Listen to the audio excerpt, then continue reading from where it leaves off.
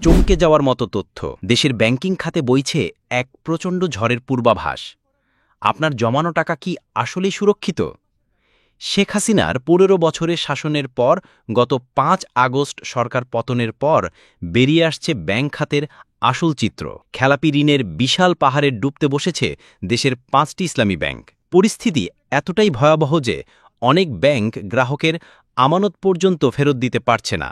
এই চরম সংকটের মুখে বাংলাদেশ ব্যাংক দেশের ইতিহাসে এক উদ্যোগ নিয়েছে। ফার্স্ট সিকিউরিটি ইসলামী ব্যাংক, সোশ্যাল ইসলামী ব্যাংক, গ্লোবাল ইসলামী ব্যাংক, ইউনিয়ন ব্যাংক এবং এক্সিম ব্যাংক, এই ৫টি দুর্বল ব্যাংকে একীভূত করে তৈরি হতে যাচ্ছে দেশের সর্ববৃহৎ ইসলামী ব্যাংক। কিন্তু এই মেগা মার্জারে কি আপনার আমানত সুরক্ষিত থাকবে?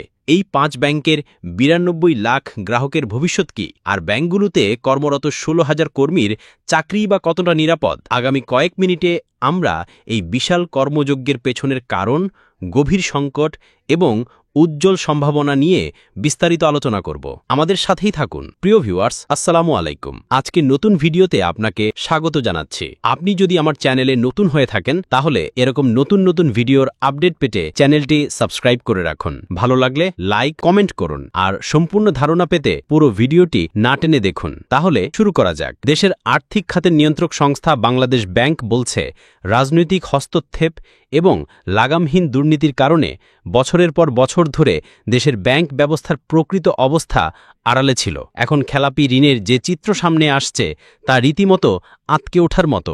এই ৫টি ব্যাংকে এক ছাতার নিচে আনার যে পরিকল্পনা, তার মূল উদ্দেশ্য হল ভেঙে পড়া আস্থা ফিরিয়ে আনা এবং একটি শক্তিশালী আর্থিক ভিত্তি তৈরি করা। অভ্যুত্থানের পর এক্সিম ব্যাংক ছাড়া বাকি ৪টি ব্যাংকের পরিচালনা পর্ষদ নতুন করে সাজানো হয়েছে, যেখানে স্বাধীন পরিচালকদের দায়িত্ব দেওয়া হয়েছে আর্থিক শৃঙ্খলা ফিরিয়ে আনার জন্য। আসুন সংখ্যায় পুরো বিষয়টি বোঝার চেষ্টা করি। এই ৫টি ব্যাংকের সম্মিলিত চিত্রটা ঠিক কতটা উদ্বেগজনক তা বাংলাদেশ ব্যাংকের অ্যাসেট কোয়ালিটি রিভিউ প্রতিবেদনে স্পষ্ট। সম্মিলিত আমানত ১,৪৭,৩৬৮ কোটি টাকা। সম্মিলিত ঋণ বিতরণ ১,৯০,৪৮৪ কোটি টাকা। খেলাপি ঋণ ১,৪৬,৯১৮ কোটি টাকা। অর্থাৎ বিতরণ করা ঋণের প্রায় ৭৭%ই খেলাপি বা অদায় অযোগ্য ঋণে পরিণত হয়েছে। এটি একটি অবিশ্বাস্য এবং ভীতিকর পরিসংখ্যান।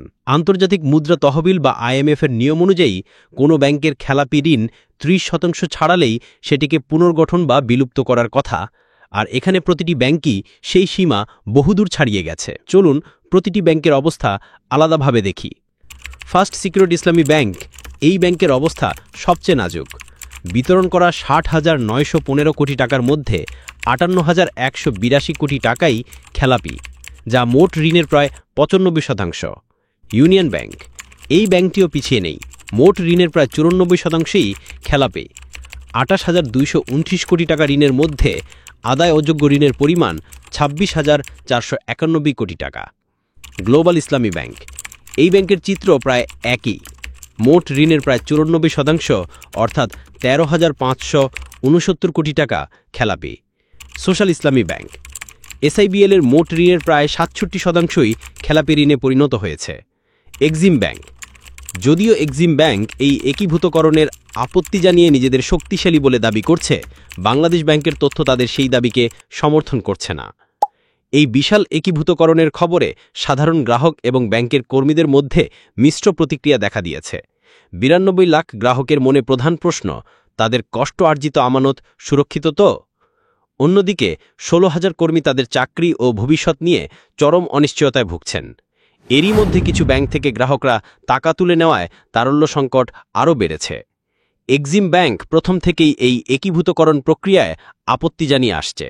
তাদের দাবি তারা আর্থিকভাবে যথেষ্ট মজবুত, কিন্তু বাংলাদেশ ব্যাংকের তথ্য তাদের সেই দাবিকে সমর্থন করছে না। জনগণের উদ্বেগ কমাতে বাংলাদেশ ব্যাংকের governor doctor Ahsan H Mansur বারবার আশ্বাস দিয়েছেন। তিনি স্পষ্ট করে বলেছেন, এই প্রক্রিয়ায় কারো চাকরি যাবে না, কেবল শহর এলাকায় থাকা অতিরিক্ত শাখাগুলোকে গ্রামের দিকে স্থানান্তর করা হতে পারে। এই উদ্যোগ কোনো রাজনৈতিক উদ্দেশ্য প্রণোদিত নয়, বরং এটি ব্যাংকিং খাতকে টেকসই করার একটি চলমান প্রক্রিয়া। এই মেগা মার্জারে আপনার আমানত সুরক্ষিত থাকবে। এই ৫ ব্যাংকের ৯২ লাখ গ্রাহকের ভবিষ্যৎ কি? আর ব্যাংকগুলোতে কর্মরত ১৬,০০০ কর্মীর চাকরি বা কতটা নিরাপদ? ৭০০টি শাখা, 698টি উপশাখা এবং হাজারেরও বেশি এটিএম বুথ নিয়ে এটি হবে দেশের সর্ববৃহৎ ইসলামী ব্যাংক। 23% এরিয়া মোড়ে খরচ বৃদ্ধি। এটি একটি বড় প্রতিষ্ঠান হওয়ায় প্রযুক্তি ব্যবহারের দক্ষতা বাড়বে এবং পরিচালনা ব্যয় কমে যাবে। অর্থনীতিবিদ এম হেলাল আহমেদ জনি বলেন, 5টি দুর্বল ব্যাংকে মার্জ করে যদি সরকার দায়িত্ব নেয় তাহলে একটি শক্তিশালী ইসলামী ব্যাংক গড়ে উঠবে। এতে ব্যাংক আর্থিকভাবে যেমন স্বাবলম্বী হবে, তেমনি গ্রাহকদের আমানত নিয়েও আর কোনো শঙ্কা থাকবে না। নিঃসন্দেহে এটি অত্যন্ত জটিল এবং চ্যালেঞ্জিং একটি প্রক্রিয়া।